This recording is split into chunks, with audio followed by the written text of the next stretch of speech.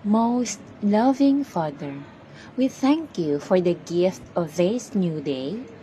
Please help us to use it for your honor and glory.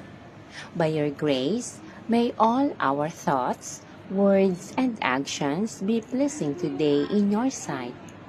In your great kindness, Lord Almighty, preserve us this day without sin, and protect all your people from every evil.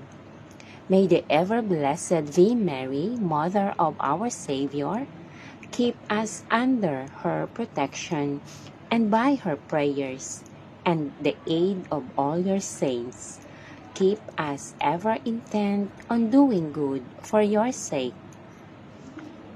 O my Queen, my Mother, we give ourselves entirely to you, and to show ourselves devoted to you, we consecrate to you this day our eyes, our ears, our mouth, our heart, may our whole being, without reserve. Wherefore, good Mother, we are yours. Preserve us, defend us as your property and possession.